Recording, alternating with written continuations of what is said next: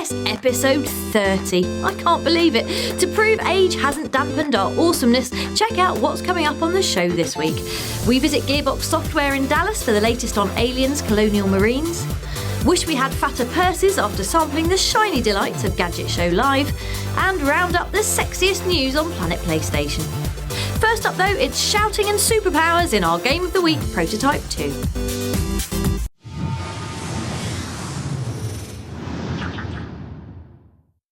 Yes, Prototype 2 is here, which means we finally get to be a superhero. And our family's been murdered. And, we've been forcibly injected with a military super virus. OK, so Spandex Coronation Day isn't going quite like we'd planned. At worst, we'd pictured a gentle microwaving, which explains why Prototype's new hero, James Heller, is such an angry teddy bear. An angry, man-ingesting, tank-flinging teddy bear. Sergeant Heller, why are you so cross?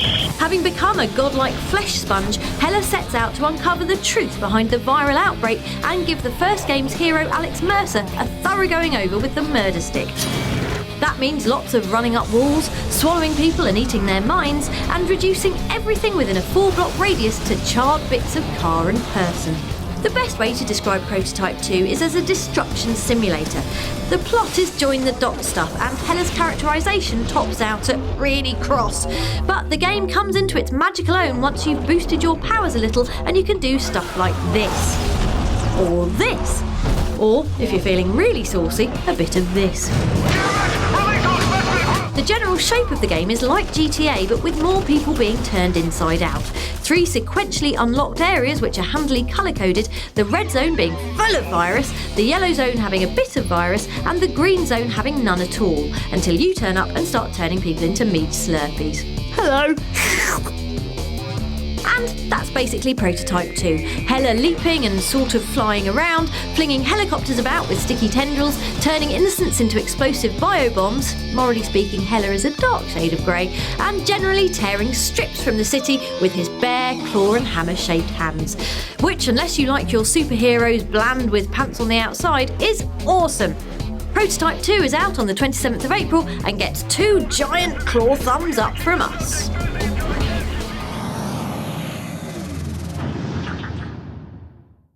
We're squeezing into our shiny news pants now because it's time for your PlayStation briefing. Now bear with us, we know a quantum conundrum sounds like a thing you'd hear Brian Cox chirping on about in Wonders of something or other, but actually it's the new cartoon physics puzzler from the brains behind the amazing Portal.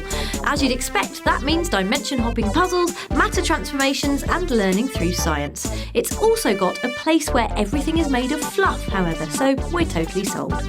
Also selling us in a big way is the news coming out of Capcom's Big Spring Showcase, starting with Ninja Theory's Devil May Cry reboot.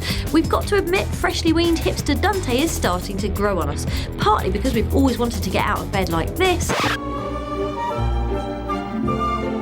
but mostly because he looks like putting a fresh spin on the action genre. Put a spin on this.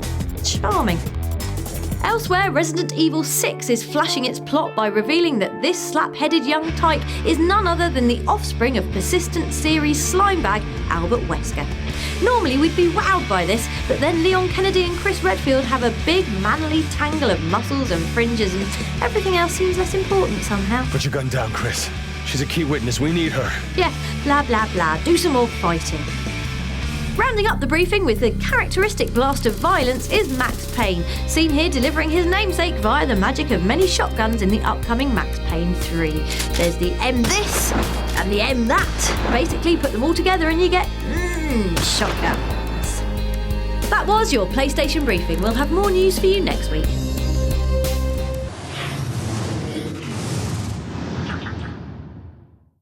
Time for the spotlight to hit downloadables now. It's your weekly rundown of PlayStation's best on the store. We start big and pretty with a new map pack for the still utterly brilliant Uncharted 3. This meaty add-on chucks 4 fresh battle arenas into the multiplayer mix. There's Graveyard with its splashy water physics and grenade-lobbing boat, Old Quarter, which is old, a quarter of something and has a man dressed up as Ghost Rider, Oasis, which certainly doesn't look like our idea of one thanks to all the killing, and London Streets, unrealistically sunny, realistically containing red phone boxes.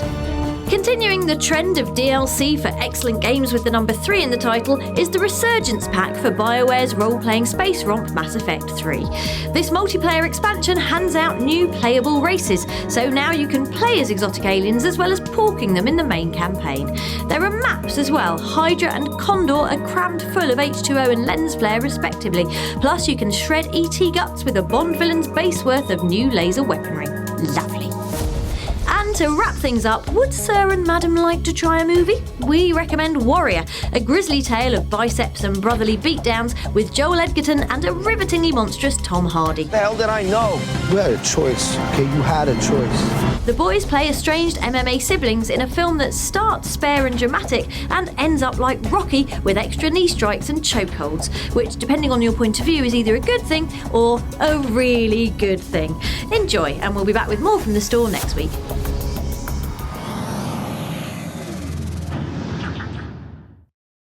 Bonus level this week comes direct from Birmingham's NEC and the technophiliac paradise of the Gadget Show Live.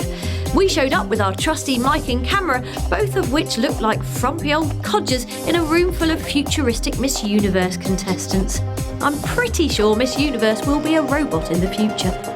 First, we buzzed by our pals at Codemasters. With Dirt Sheldon at its core, what we wanted to do was create a really high-quality Destruction Derby-esque experience. It's not just about destruction. We've got this confrontational racing event in there as well, and we've got a hooning events that you can see behind us. But at its core, we think we've got this great high-quality experience. Elsewhere, 2K's desert shooter Spec Ops The Line was on show, as was the always crowd-pleasing PlayStation Vita. It's a fantastic piece of kit. The graphics are really, really good. It was my first time and I thought it was absolutely amazing. I thought the graphics were really good and the game I played was really detailed. The games that are on it are just phenomenal. It's just like doing it on a PS3, but it's in your hand.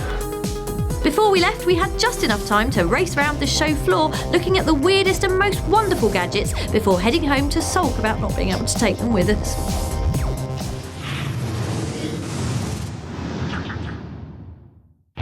This week's Access All Areas finds us back in Dallas to get the full Aliens Colonial Marines experience at developer Gearbox.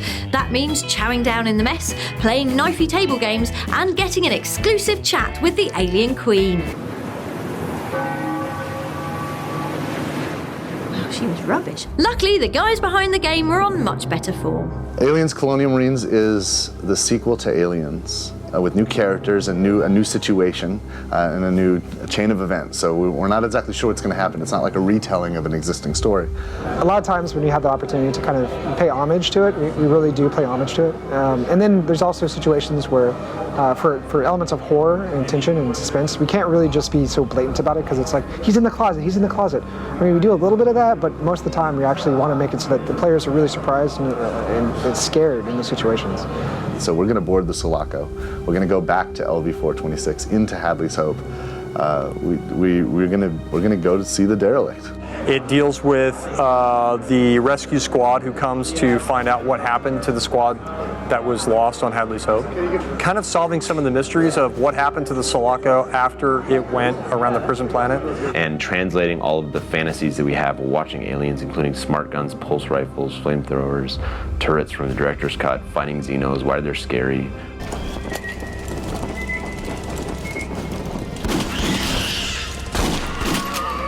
We were kind of given on a silver platter this idea of making an Aliens game, so that was an obvious no-brainer where it makes a lot of sense to make a game that's very shooter, action-oriented, but has scare moments and that kind of thing. I have to thank Cameron because he made a perfect game for me. Thank you. The mechanics that they're in place with the idea of being a colonial marine with all of the gear and the armament and the weaponry, the armor, the whole motion tracker thing, all this kind of stuff, that makes for a perfect game. I mean, it's things that you want to do. We also have stuff in the game that emulates even the aliens in Alien, the first one. The stick to the shadows, knock you on your ass and kill you kind of alien. Yeah, the fans are ravenous and they know pretty much everything about this franchise, and so we listen to them because they actually do know what they're talking about, and that's really cool. They're a great resource and they're great to work with. Thanks to all at Gearbox for making every day of our visit seem like a day on the farm. Aliens Colonial Marines is out later this year and we'll have more before then.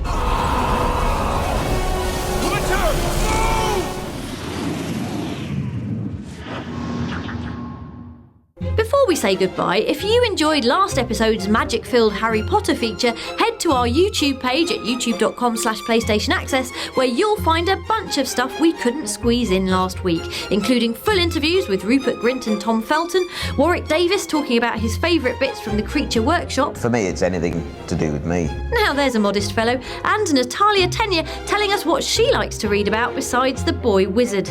I need to read about incest and death and violence. Please stop talking to me. OK, Nat, go and have a watch, and we'll see you next week.